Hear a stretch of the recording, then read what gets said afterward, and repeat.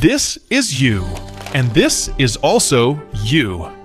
In the first part, you became a Sakari hitman and a ninja. But let us be honest, your ending was not exactly a fairy tale. Your ego grew so much that you decided to reject divine protection and decide your own life. You thought you could handle the life of an assassin on your own, without the protection of the Creator. Very brave or very stupid, that remains to be seen. And now the time has come for you to begin your new journey.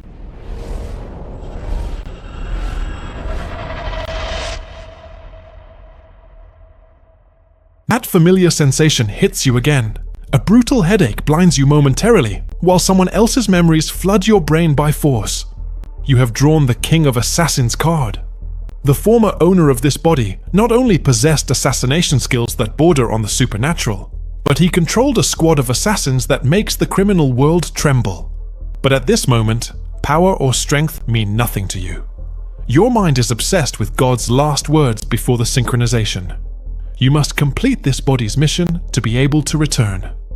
The problem is that although you have memories of how to kill a person with a pencil, you have no idea what the final mission of this body is. Suddenly, you hear knocking on the door. A male voice informs you from outside that a request from a high-priority client has arrived. You open the door. In front of you is a young man with black hair with a sleep mask lifted onto his forehead. According to your memories, this is number 6. He informs you straight up, a powerful drug lord has put a price on his rival's head. The offer is $7 million immediate payment. Your instinct tells you to accept. Maybe this is the mission. Maybe you just have to kill this guy, and you will be free. But your experience from the previous 2 lives screams at you that nothing is that easy. You know that if you are not careful, this will end in tragedy. You decide not to make mistakes. With your authority, you order the entire team to assemble. 15 minutes later, your team of assassins has fully assembled in the boardroom. You quickly evaluate your 7 subordinates. Number 1 is the embodiment of lethal elegance, dressed like a modern aristocrat in a tailored suit and black leather gloves. You notice he looks at the other 6 with absolute disdain, as if they were insects. Number 2 is the complete opposite, a loudmouth covered in gold and diamonds, who constantly tries to convince the others to invest in his new crypto scam. Number 3 is a mass of scarred muscle, a fierce man who growls at his colleagues but looks at you with absolute respect. The next one is a common-looking man dressed discreetly, but his eyes move constantly, capturing every detail of the room, like a surveillance camera. They call him Number 4. Number 5 is a terribly obese man who eats non-stop even during the meeting. And finally, there is Number 7, the only woman in the group with a captivating beauty and a confidence that fills the room. Her eyes shine with a danger that could hypnotize anyone. You wait until everyone is seated and silence reigns. With a firm voice, you announce the target assassinate a drug kingpin for a reward of $7 million. The initial reaction is quite indifferent. For them, this is routine. However, when you add that this mission will require the joint participation of all 7 members, the atmosphere changes completely. Their faces show genuine surprise. Number 2 is the first to break the silence. He raises his hand and openly questions your logic. He asks why it is necessary to mobilize everyone for a medium difficulty mission. He immediately demands to handle the mission alone, and you cannot help but notice the greed in his eyes as he calculates that he could keep the $7 million for himself alone. Before you can react, Number 3 slams the table with fury, shouting insults at Number 2 for daring to question one of your orders. Number 2 simply shrugs, trying to justify that he is only trying to optimize resources for you. Suddenly, silence falls again. 7 pairs of eyes lock onto you, waiting for your final verdict. You start to feel insecure. You think that maybe you exaggerated, that maybe they will suspect if you act irrationally. You try to keep calm. With a sigh, you cave and say that it is fine, let it be done, as Number 2 says. Barely finishing the sentence, the temperature of the room drops below 0. The look of respect transforms instantly into bloodlust. Number 1 speaks with a cold and sharp voice. He asks you who you really are. He says that the manager never changes a decision once made. You try to regain your composure, raising your voice, threatening these insolent subordinates, but it is already too late. You have just signed your own death warrant. Number 1 pulls a knife from his sleeve with a speed that the human eye can barely follow. You do not even have time to raise your hand. You feel the cold blade pierce your neck and you fall to the floor, choking on your own blood. As your vision blurs and life abandons you, you hear Number 2's voice in the distance. He says with a bored tone that you were indeed an imposter, because if you were the real manager, the one who would be dead on the floor right now would be Number 1. You have died. You wake up with a start, frantically bringing your hand to your neck, looking for the wound that should be there. There is no blood. There is no cut. You remain paralyzed for a moment, breathing heavily, wondering if it was all just a horrible nightmare. But you immediately dismiss that idea. The pain of the blade cutting your throat was too real, too intense to be a simple illusion. You look around. You are in the King of Assassins' luxurious room, totally intact. Suddenly, you hear the sound that confirms your fate. History repeats itself. Number 6's voice resonates from the other side of the door, repeating exactly the same words you heard before dying. Immediately, cold reality hits you. You have returned to square one. Now you understand God's cruel warning. You cannot return to heaven, nor can you even die in peace until you complete the mission. And you learn another lesson the hard way. Having the king's memories does not make you the king. One slip up, one sign of weakness, and your own wolves will devour you. You must act with absolute precision. You adjust your mask of coldness and enter the meeting room. The scene is identical. The same familiar faces, the same arrogance of Number 1. But this time, you flip the script. With a voice that brooks no argument, you point at Number 3. You order him to handle the mission alone. No one objects. Number 3 nods with fanatical gratitude for the opportunity you have given him. The meeting ends without corpses. Back in your room, you sigh with relief, but the anxiety returns. You wonder what the true mission is. Killing a drug kingpin is something trivial for this unit. That cannot be the final objective. You search your memories and notice a disturbing detail. No one calls you king. Everyone calls you manager. The conclusion is clear and terrifying. Your mission is not to complete a job, but to become the true king of assassins, to earn the title that this body still does not fully deserve in the eyes of the world. This is a mission too difficult for you. You feel desperate. But then a spark ignites. You do not just have the memories of the king of assassins, but also those of your 2 previous identities, the Sakari and the ninja. You will train. You will combine the experience of the 3 identities to create the ultimate weapon. You decide to start with the basics. Physical training. You mentally prepare yourself to suffer, but what you discover leaves you stunned. The body you inhabit is not human. It is a perfectly tuned biological machine. Your speed is extraordinary. Your strength is lethal, and your flexibility defies all laws of anatomy. When you wield a knife or a gun, you do not even need to think. Your hands move on their own, guided by muscle memory, forged in thousands of battles. In that moment, the truth hits you. The problem is not the vehicle, the problem is the driver. The King of Assassins' body is a weapon of mass destruction, but you, the consciousness controlling it, are too slow. Your reflexes have a delay of milliseconds, and in your world, that means death. You decide to change strategy. You dig deep into the memories of your past lives and design a hellish training regimen focused solely on reflexes. You blindfold yourself and practice dodging pendulums swinging unpredictably. You toss a handful of coins into the air and try to catch them all before they hit the ground. You subject yourself to reaction tests with strobe lights to sharpen your visual perception. You train with a manic obsession, sweating to eliminate every weakness. But you are so focused on improving yourself that you make a rookie mistake. You do not watch your surroundings. From the shadows of an upper balcony, a figure watches you in silence. It is Number 1. His cold eyes analyze your every move. To him, this is not training to improve. It is a sign of decline. He thinks age is finally catching up with you, that the old lion is losing his claws. A cruel, ambition-filled smile appears on his face. If the king is weak, maybe the time has come for a new leader to take power. During the monthly meeting, something unexpected happens. Number 1, with a defiant tone, requests a friendly sparring match with you. This request explodes like a bomb in the room. The other 6 members freeze. Number 7 leans toward number 2 and whispers with fear, asking if number 1 has lost his mind. All of them clearly remember your previous training sessions. Training with the manager never ended with one's body intact. It is a physical and mental pain that haunts them to this day, even long after graduating. You do not react immediately.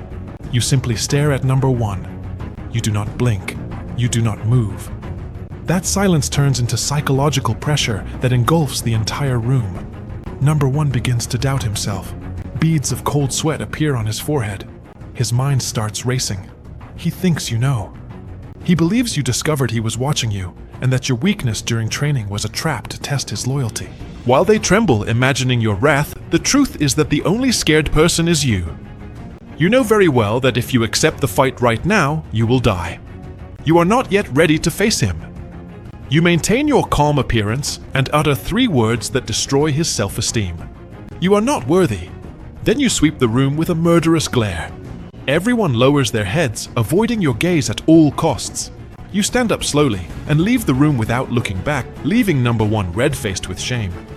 Upon reaching your room, you close the door and collapse to the floor. Your gamble paid off. Just when you thought the training days would pass peacefully, a deafening roar breaks the silence, leaving your ears ringing. The bunker's reinforced steel door flies off its hinges as if it were a sheet of paper. Through the smoke and debris, a heavily armed tactical squad bursts into the room. They move fast looking for your position.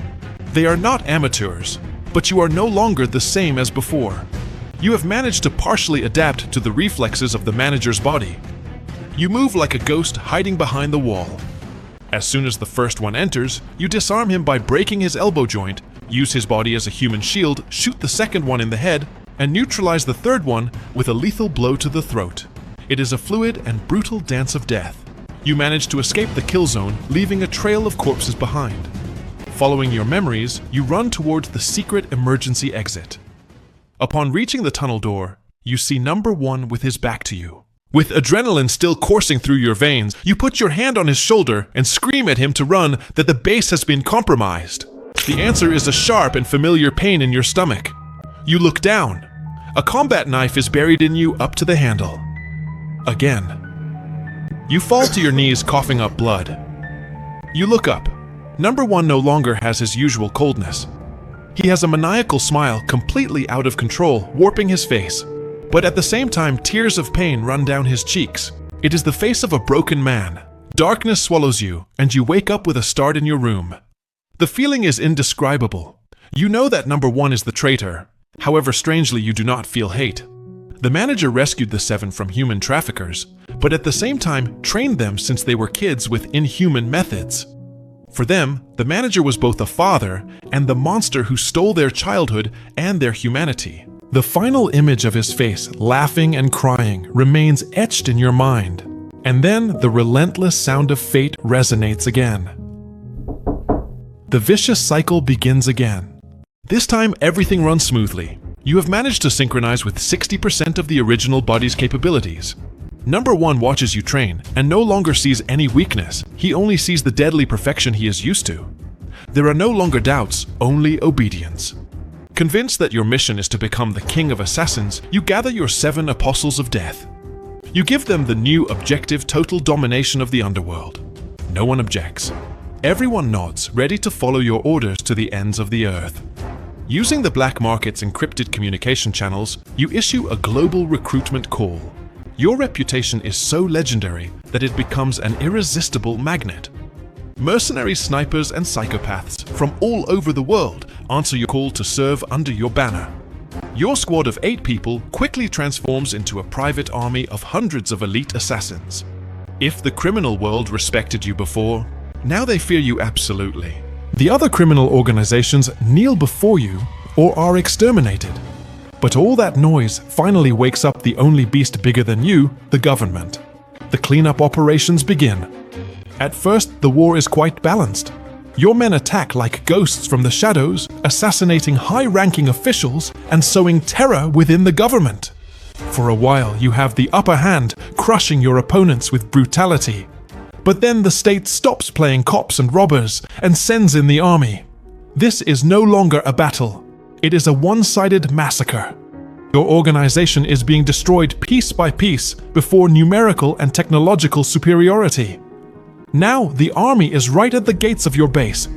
You hear explosions outside and the desperate screams of Team 7 who sacrifice themselves uselessly trying to stop the advance of an unstoppable force.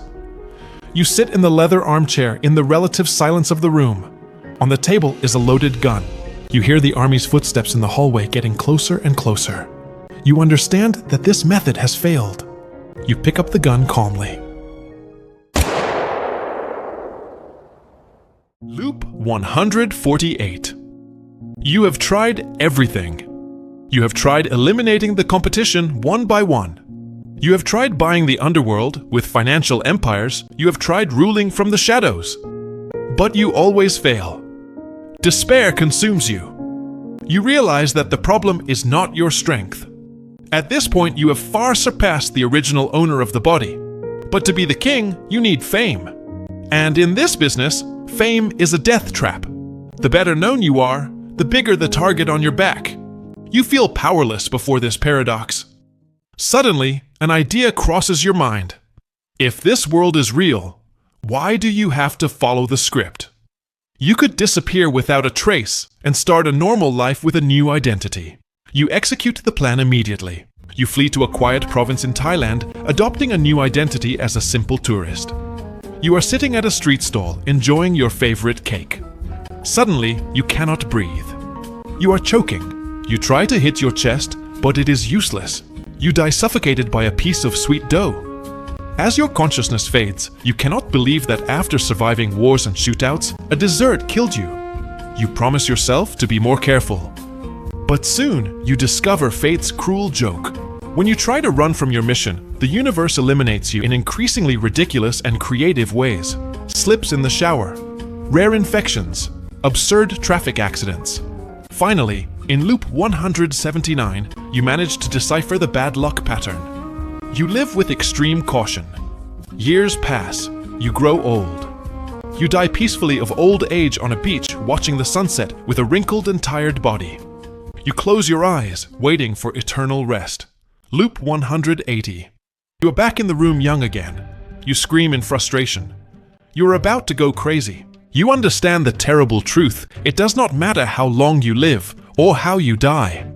If you do not obtain the title of King of Assassins, this loop will never end. Despair clears your mind and leads you to a radical idea, something you had never considered before. If being a criminal leads you to death, what would happen if you switched sides? What would happen if the world's greatest assassin offered his services to the government? You contact one of the nation's highest-ranking officials. You make him a proposal. You will eliminate any enemy he points out in exchange for only one thing: the government's official recognition of you as the King of Assassins. Surprisingly, the man does not look at you with suspicion or contempt. On the contrary, he smiles at you like a friend, praising your desire to abandon the criminal life to serve the country. He tells you that to fully trust you, he needs a proof of loyalty. You must assassinate the leader of a rebel faction that has been causing problems for the state. You accept without hesitation. The operation is ridiculously simple for you. With your current level, the help of Team 7 is unnecessary. You infiltrate the rebel camp like a ghost, finding the breaches in security that only someone who has lived hundreds of lives could see. You enter the leader's room while he sleeps. With a simple piece of rope, you help him have a much deeper and eternal sleep. Mission accomplished. You inform the official, who euphoric christens your new unit with the name The Shadow. You return to the base and inform Team 7 that the organization will now operate under the direct command of the government. The news lands like a bombshell. Number 1. Number 2 and Number 4 protest, violently refusing to be government puppets. These actions do not change your decision. You make an announcement that leaves them stunned. You say that anyone who wants to leave, whether to join another organization or to retire, is free to do so without punishment. The meeting room falls silent again. No one moves, suspecting it is one of your deadly tests. You do not wait for their reaction. You simply tell them that if they decide to stay, you will see them tomorrow in the meeting room, and you walk out. The next day, you enter the room. Only 3 people remain: number 3, number 6, and number 7. Seeing the empty chairs, number 3 explodes in fury, screaming that the others are ungrateful traitors. Number 6 leans back in his chair with his usual laziness, but his eyes have a thoughtful depth that no one can understand. Number 7's eyes are red and swollen. She clearly cried all night over the broken family. You are not surprised. After hundreds of loops, you understand their souls better than they do themselves. You know exactly where they have gone. Number 1 and number 4 will form a rival assassin organization. Number 2 will found a money laundering company. And number 5 will fulfill his dream of opening a small bakery. With a gesture, you indicate to the loyal 3 that it is time to move. The original Team 7 is dead. The era of the shadow begins. You begin executing the assassination missions assigned by the government. The targets are diverse from terrorist cell leaders and untouchable corporate tycoons to dangerous cult leaders. All are individuals. The government cannot openly attack with military forces without causing an international scandal or a civil war. Little by little, your team becomes an extremely effective deterrent force. Enemies of the state begin to disappear or become suspiciously docile. The legend of the shadow grows more every day. One day you receive the call you were waiting for. The high-ranking official hands you the file for the final mission. He promises you that once this job is completed, the government will mobilize all its machinery to officially crown you as the King of Assassins. You open the folder. The objective is to eliminate a hitman organization that is growing rapidly and challenging the existing order. You do not need to read the names. You know exactly who they are. It is the organization founded by number 1 and number 4. The war that follows is incredibly fierce. It is not a clean and fast operation like the previous ones. Number 1 and number 4 use very unconventional tactics and strategies. The conflict turns into a bloody chess match in the streets. There are ambushes, explosions, and shootouts that last for hours. These two force you to use 100% of your capacity. In fact, they have cost you a life. Maybe in another timeline, they are the heroes who defeat the master. But not in this reality. Finally, you corner them in an abandoned cargo port. Their organization has been destroyed, and they are trapped at the end of the dock out of ammo and wounded. You approach them slowly. Number 1 and number 4 are sitting on the ground, leaning against a rusted shipping container. There is no fear in their eyes, only a silent acceptance of fate. You stand in front of them with your gun in hand. Before pulling the trigger, you ask them if they have any last words. Number 1 looks you straight in the eyes with blood dripping from his teeth. He asks if you are proud of what the two of them managed to build. You nod solemnly and tell them that you are very proud of them. A peaceful smile appears fleetingly on their faces. 2 shots ring out in the darkness. The mission is over. You return to the Shadow's operational base. The atmosphere is grim. Number 7 approaches you. Her eyes have lost that dangerous and seductive glint that made her famous. With a trembling voice, she tells you she is retiring. She cannot take it anymore. Recent events have been devastating for her psyche. Having to participate in the hunt and extermination of number 1 and number 4, whom she considered her brothers and her only family, has shattered her spirit. You nod and allow her to leave without conditions. You know that this emotional impact is brutal for any of the 7. Perhaps if this had happened in your first loops, you too would be consumed by pain and guilt. But the difference between them and you is vast. They only live one life with a single heart that can break. You, on the contrary, have gone through this hell almost 200 times. Your emotions have frozen layer by layer. Your heart no longer feels. It is a cold stone. The only thing occupying your mind is the supreme goal, becoming the King of Assassins, to escape this temporary prison.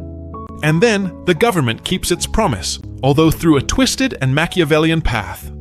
They do not organize any secret ceremony for you. They decide to use you as the ultimate political tool. They blame you for all the assassinations of high-ranking officials, for every elimination of corrupt businessmen, and for all the illegal activities that the state itself ordered in the last decade.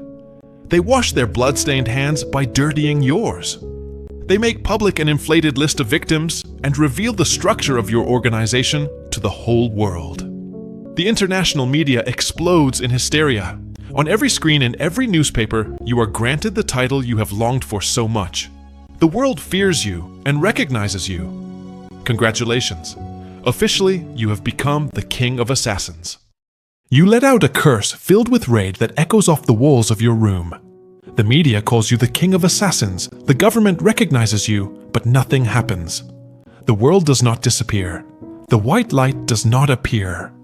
You wonder if perhaps you need the recognition of the entire underworld, not just the law. You start to test every possible variant. You lose count of the loops. You no longer know what life number you are in. You have tried everything. You have even gone to the extreme of dominating the entire world through absolute terror, forcing presidents and crime bosses to kneel before you and shout your title. But nothing works. You always wake up again in that bed. The loop continues. Exhausted and empty, you decide to do nothing else. You sit in the dark of the room, thinking, letting time pass. In an endless loop, the truth hits you like a bolt of lightning. You realize that you have been wrong this whole time. The reason why all assassin lives end in tragedy has nothing to do with controlling the body or fighting fate, but resides in the very nature of the assassin path: violence, death, and mutual destruction. No matter how perfect your control is, this path always leads to death, suffering, and an endless loop because it violates the moral law of cause and effect. Violence begets violence. The Sicarii chose the path of extreme violence to seek the freedom of their homeland, and this caused the Roman army to respond with even fiercer violence, leading to the tragedy of the Masada fortress. The ninjas stole secrets from territories, which created greed and led to violence against common people. Both fates symbolize that violence indirectly reaches those around them, or the perpetrators themselves. This third time having total control, you unwittingly chose the path of violence yourself by seeking to become the King of Assassins. And the result was that you actively created a spiral of violence. Now you feel genuine remorse. You no longer want to complete the mission just to escape the loop. You decide to abandon the path of violence to seek true salvation and redemption within this infinite time loop. You open your eyes and you are no longer in that dark room. You have returned to heaven. You feel a lump in your throat, a sensation you thought you had lost centuries ago. Your emotions, which were dead and buried, suddenly revive. You do not know how many years have passed, but for the first time in thousands of lives, you cry. Tears stream down your face uncontrollably. God appears in front of you smiling and congratulates you. You are confused. You ask him with a trembling voice why you have returned if you had not yet completed the mission. God throws the question back at you. He asks you if you have finally understood what the true destiny is. You explain your revelation, that the mission is not to kill, but to break the vicious cycle of hate. God lets out a thunderous laugh. He tells you that human beings are born with the seed of violence inside them. When they were monkeys, they killed each other for food and for the right to mate. When they evolved, they simply traded sticks for weapons to fight senselessly for lands and metals. He says that humanity has tried to eradicate evil with violence. But every time a villain is destroyed with violence, another is born to replace him. Only the form changes. Sin does not diminish, it simply changes places. You ask him if his point is that violence cannot be ended with violence, that it can only be ended with non-violence. God neither nods nor denies. He simply gives you a kind smile and points directly at you.